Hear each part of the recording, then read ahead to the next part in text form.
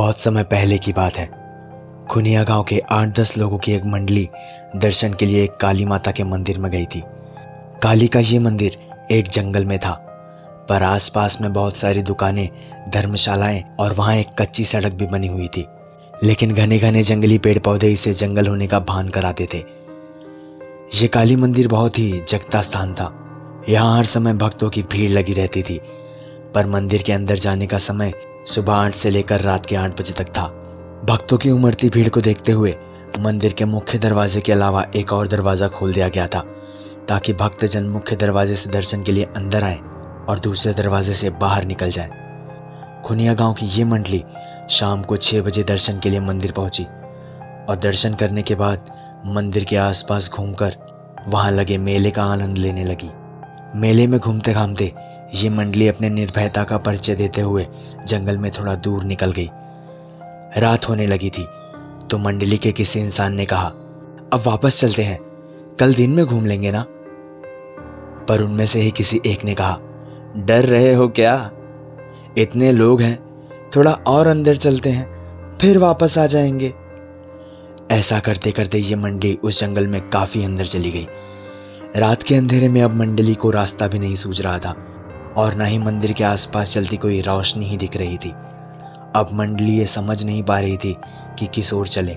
खैर, मंडली के एक इंसान ने अपनी जेब से माचिस निकाली और झोले में रखे कुछ कागजों को जलाकर रोशनी कर दी। रोशनी में उस मंडली ने जो देखा, उसे देखकर सभी के रोंगटे खड़े हो गए। आसपास कुछ कंकाल नजर आ रहे थे और पेड़ पर कुछ अजीब तरीके के जानवर थे जो इस मंडली को घूरे जा रहे थे। ये सब देखकर इस वक्त मंडली के सभी लोग पूरी तरह से चुप थे। कोई कुछ बोलने की हिम्मत नहीं कर रहा था, पर हाँ, वो लोग धीरे धीरे एक दूसरे के काफी करीब आकर चिपक गए थे। फिर किसी ने थोड़ी हिम्मत करके कागज की बुझती आग पर वहीं पड़े हुए कुछ सूखे घास फूस डाले और फिर आग थोड़ी तेज हुई। मंडली ने मन ही मन में निश्चय कर लिया था कि अभी कहीं जाना खतरे से खाली नहीं है, क्योंकि वो लोग रास्ता भी भूल गए थे और उन्हें समझ में नहीं आ रहा था कि किस ओर जाएं। अंत में उन लोगों ने फुसफुसाकर ये निर्णय लिया कि आज की रात कैसे भी यहीं गुजारेंगे और सुबह होते ही यहाँ से निकल जाएंगे। चूंकि ये लोग गांव से थे और इन लोगों का कई बार भूत प्रेतों से पाला पड़ा था, इसलिए थोड़े डरे हुए तो थे, पर इतना भी नहीं कि ये डर कर चिल्लाने लगे या भागना शुरू कर दें। इस मंडली ने हिम्मत दिखाई और धीरे धीरे करके आग को और तेज करने लगी, क्योंकि अब इस मंडली को लगने लगा था कि जरूर यहाँ कुछ बुरी आत्माएं हैं और वो इस मंडली को अपनी चपेट में लेना चाहती हैं। पर वहाँ की आबो हवा देखकर ये गांव की मंडली पूरी तरह से डर गई थी और अंदर से ही पसीने पसीने भी हो गई थी। पर इस डर को चेहरे पर नहीं लाना चाहते थे वो सभी, क्योंकि इनको पता था कि डरे तो मरे और डरे हुए लोगों पर ये बुरी आत्माएं और भी असर करती हैं। मंडली के कुछ लोग एक दूसरे का हाथ कसकर पकड़ लिए और पूरी तरह से सतर्क हो गए थे। कुछ लोगों ने हनुमान चालीसा पढ़ना शुरू किया और कुछ लोग हनुमान जी को पुकारना भी शुरू कर दिए थे। तो कुछ लोग उस जंगल में काली माता की दुहाई दे रहे थे कि तभी अचानक एक भयानक आत्मा उनके सामने प्रकट हो गई, जो बहुत जोरों से हंसे जा रही थी। उस समय माहौल और भी भयानक हो गया। अब इस मंडली के पसीने चेहरे पर भी दिखना शुरू हो गए थे, चेहरे लाल होना शुरू हो गए थे और ये लोग कसकर एक दूसरे के करीब आए जा रहे थे। अभी वो भयानक आत्मा जोर जोर से हंसे ही जा रही थी कि तभी वहां कुछ और भयानक आत्माएं आ गई। अब तो इस मंडली की सिट्टी पिट्टी गुम हो गई थी। अब इन लोगों को अपना काल उनके सामने नजर आ रहा था। अब वहां एक नहीं, लगभग 5-6 आत्माएं आ गई थी और अपनी अजीब हरकतों से माहौल और भी ज्यादा भयानक बना रही थी।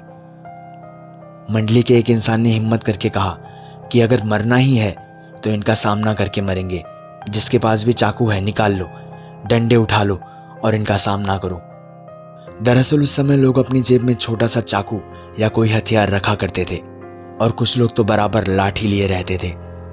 इस मंडली के 2 लोगों के पास भी लाठी थी और 3 लोगों के पास चाकू थी। अब सब पूरी तरह से मुकाबला करने के लिए तैयार हो गए थे, पर शायद इन्हें लड़ने की नौबत ही नहीं आई, क्योंकि हुआ यूं कि जैसे ही एक भयानक आत्मा ने इन पर हमला किया, उसका सर कटकर अलग हो गया और वो बिना सिर के ही बहुत तेज भागी और उसका सर भी भाग निकला। अब माहौल एकदम से ठीक होने लगा था, क्योंकि एक इंसान जो कोई साधु जैसा दिखता था, और वो सिर्फ धोती पहना हुआ था। हाथ में तलवार लिए इन बुरी आत्माओं को काटे जा रहा था। देखते ही देखते उसने सारी बुरी आत्माओं को काट कर रख दिया। पर गौर करने वाली बात यह थी कि कोई आत्मा मरी नहीं, पर सब चिल्लाते हुए अजीब अजीब आवाजें करते हुए वहां से भाग निकली। अब ये मंडली उस सज्जन महात्मा के पैरों पर गिर गई थी और उन्हें धन्यवाद दे रही थी। इस मंडली को वो पराक्रमी महात्मा अपने पीछे आने का इशारा करके आगे बढ़ने लगे। लगभग 10 मिनट चलने के बाद ये मंडली एक कुटिया के पास पहुंच चुकी थी। वहां डर का कोई नामो निशान भी नहीं था। उस महात्मा ने इन लोगों को कुटिया के अंदर आने का इशारा किया। कुटिया में पहुंचकर इन लोगों ने अपना सामान रखा और चैन की सांस ली। फिर बाबा ने इशारे से ही इन्हें खाने के लिए पंगत में बैठा दिया। कुटिया के अंदर से एक दूसरे महात्मा निकले और उन्होंने किसी पेड़ के पत्ते को पत्तल के रूप में इन लोगों के सामने रख दिया। फिर क्या था, उस महात्मा ने उस पत्तल पर कुछ अलग अलग पेड़ों के पत्ते रखे। ऐसा करते समय इस मंडली को बहुत अजीब लग रहा था, पर किसी में हिम्मत नहीं थी कि बाबा से कुछ सवाल पूछे। फिर उस महात्मा ने कमंडल से जल लिया और कुछ मंत्र पढ़कर उस पर छिड़क दिए। अब वो पत्तल थाल बन चुके थे और मंडली के हर व्यक्ति के इच्छा अनुसार उसमें पकवान पड़े हुए थे। फिर बाबा का इशारा मिलते ही बिना कोई प्रश्न किए ये मंडली खाने बैठ गई। खाने के बाद बाबा का इशारा पाकर वो मंडली वहीं सो गई, पर वो सारे सोने का नाटक कर रहे थे। नींद किसी के भी आंख में नहीं थी। इस कुटिया में दूर दूर तक डर नहीं था, पर बाबा के कारनामे देखकर वो लोग भौचक्के थे और सोच रहे थे कि सुबह बाबा से इसके बारे में जानकारी लेंगे। सुबह जब सूर्य की किरणें इस मंडली के चेहरे पर पड़ी तो इनकी नींद खुली। मंडली का हर इंसान बहुत ही आश्चर्य में था, क्योंकि वहां ना कोई कुटिया थी और ना ही रात वाले बाबा ही थे, और ये लोग भी नीचे वैसे ही घास फूस पर सोए हुए थे। अब इनको समझ में नहीं आ रहा था कि वो कुटिया और बाबा कहाँ गए। खैर, अब इन लोगों के पास कोई चारा नहीं था। थोड़ा बहुत इधर उधर छानबीन करने के बाद इनको रास्ता भी मिल गया और ये लोग मेले में वापस आ गए। मेले में वापस आने के बाद ये लोगों ने काली माता के पुजारी से मिलकर सारी बात उन्हें बताई। पुजारी बाबा ने एक लंबी सांस छोड़ते हुए कहा, वो एक दिव्य आत्मा है जो इस जंगल में रहती है। वो केवल रात में ही, और वो भी भूले भटके लोगों को ही नजर आती है, और उन्हें रात में आश्रय प्रदान करके फिर पता नहीं कहाँ गायब हो जाती है।